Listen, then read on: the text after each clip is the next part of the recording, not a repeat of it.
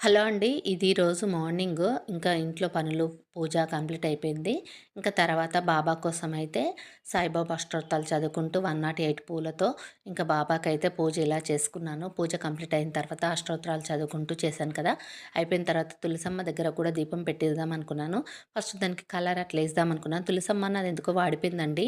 వాడిపోయింది కదా! వాటర్ అనేది కిందకి దిగలేదు. అందుకే అది వాడిపోయిందని నిన్నే తెచ్చుకుందామని మా ఫ్రెండ్‌తో అన్నా తులసి తెచ్చుకోవాలి. తులసి కోట నాదెందుకో వాడిపోయిందనంటే, "నిన్నొద్దు అష్టమి ఉంది. రేపు తెచ్చుకో" అని చెప్పింది. సరేలే అని చెప్పి ఈరోజు మార్నింగ్ మా హస్బెండ్ ఎళ్లి తీసుకొచ్చాడండి. తొట్టి ఫస్టే ఉంది. ఇంగ మొక్క మాత్రం తీసుకొచ్చాడు. తీసుకొచ్చి మార్నింగ్ మా హస్బెండ్‌తోనే పెట్టించాను. ఇంక ఇదంతా కడిగేసి దీనికి కలరేద్దాం అనుకున్నాను. ఏసి ఈవినింగ్ పెడదాంలే అనుకున్నాను. అందుకే ఇంక మార్నింగ్ అయితే దీపం ముట్టియలేదు. ఇంక అప్పటి వరకైతే ఫాస్టింగ్‌తోని ఉండలేం కదా! అందుకే బ్రేక్‌ఫాస్ట్ చేసేసాను. బ్రేక్‌ఫాస్ట్‌లోకైతే దోస, రాగి జావ, ఒక మ్యాంగో, ఒక దోస తినేసాను.